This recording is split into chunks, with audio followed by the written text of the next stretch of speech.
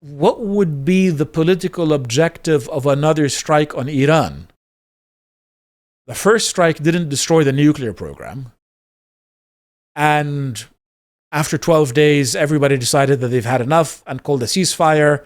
And now the US has sort of reinforced Israeli air defense while the Iranians have reinforced their own air defense systems.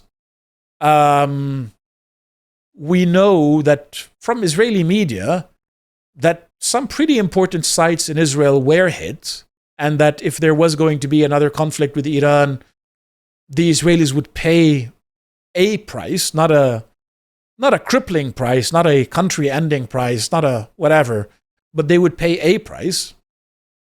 And the implication of that is that the Israelis can't do it without the United States. But that goes back to the earlier question. What is in it for the United States? How do Americans benefit if Iran, a very vulnerable Shia country that is surrounded on both sides by major Sunni powers, is attacked? I don't know. I can see how they don't benefit. There were reports, obviously, that the Spanish are going to start preventing the US from shipping missiles to Israel using their territory. But I think more substantially, and I don't have the link here, we saw dock workers in Italy coordinating with dock workers in other countries, saying that they would rather paralyze, or that they are going to do what they can do to stop the shipping of equipment to Israel using Mediterranean ports. And that's substantial, because for ships that sort of cross the Atlantic to get to Israel, they need to stop somewhere in the Med after crossing the Atlantic to re-equip, refuel, etc. before going on to Israel. I'm sure there are ways to sort of get weapons anyway, but it does make it more difficult. And what it shows is that there is this moral dilemma that the United States is facing, because all of its allies at the popular level, not at the government level, are turning against Israel. The American youth is turning against Israel. The Democratic Party is fully against them. And it's just really some of the American Republican boomers who are still supportive. And if they get dragged into another war in the Middle East, the question that imposes itself, why? What benefit is there for the United States? How do they gain? They don't. They get distracted from the two other fronts that they're engaged in. One front in the Pacific, trying to deter China from attacking Taiwan, and one front in Europe, where, we have no idea what Trump is thinking in Europe. We don't know what he wants.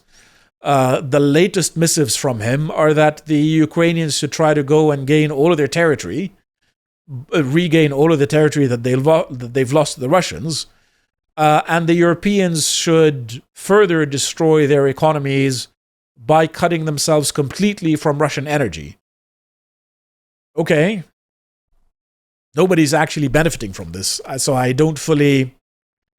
can't pretend that I really understand it. Not just that. What does the US do afterwards? What is the actual political objective of a war with Iran? Overthrowing the regime? That's not going to happen from the war. From aerial bombardment, I mean. Which leads me to think, well, who are the people who can actually seriously destabilize Iran? And it helps to go from there and look at an ethnic map of Iran. You always want to understand, in this kind of highly fragmented society like Iran is, who are the different players within the country. And this is interesting because around 20-25% of the Iranian population is Azeri. And they live here, right next to a country called Azerbaijan, which is a very close ally of Turkey and of Israel at the same time. And if you look at a map of Iran, there's a couple of things that come to mind when you start thinking about this map. Firstly, this is the Kurdish area, which the Turks have ambitions on because they want to control the whole Kurdish population, because that allows them to control their own Kurdish population better. So that's why Turkey is very interested in northern Syria, not just because they want to try to recreate the Ottoman Caliphate, but because this is where the Kurds are. The Kurds are a major threat to the stability of Turkey, given the insurgency by the Kurds against the Turkish Republic for the last 30 years now. And then the Turks are really interested in northern Iraq, where there's substantial energy reserves, where Turkish companies are a major player, and Turkey is trying to gain more influence in that area. It already has significant influence. It wants to gain more. So there's this sliver of Kurdish territory right next to the border with Turkey. And then there's Azerbaijan. And Azerbaijan, if you look at it, it looks like a tiny country. Let's look at it at a map, at this map here. This is Azerbaijan. And it's a small country, and it's fought a war with Armenia in order to connect one part of the country to the other part and then onto Turkey.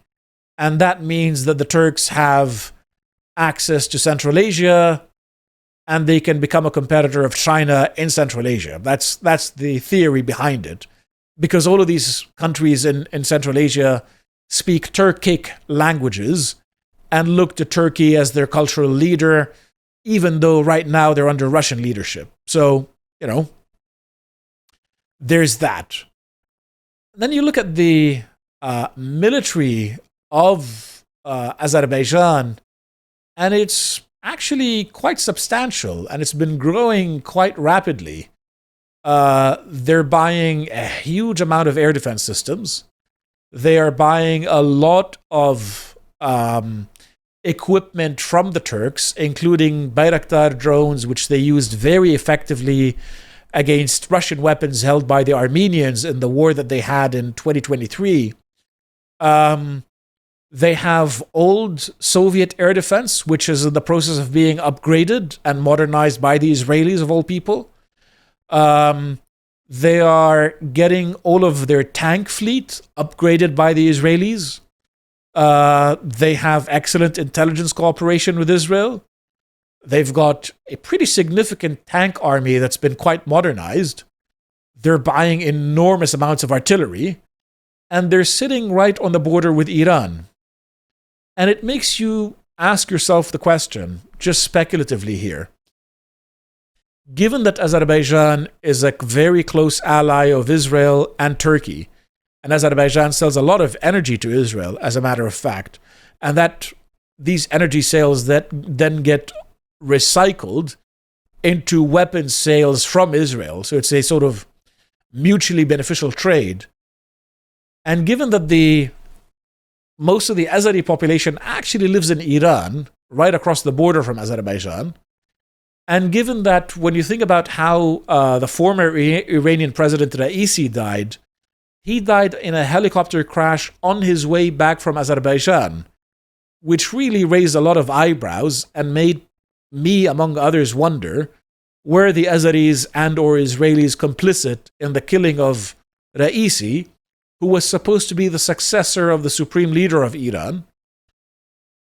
The question then becomes, well, are the Azeris the answer to the question, what is the political objective of another escalation against the Iranians? Do we end up in a situation where the Israelis do a lot of the work from the air, backed by the United States, and it's the Azeris who do the work on the ground, trying to capture Azeri majority territory within Iran and integrate it into some kind of greater Azerbaijan, which then becomes an ally of Turkey and Israel, and which helps secure Turkish interests as well as Israeli interests at the expense of Iran, and which actually humiliates the Islamic Republic to an extent that becomes politically destabilizing. If you enjoyed this piece of premium content from the Lotus Eaters, head to our website where you can find more.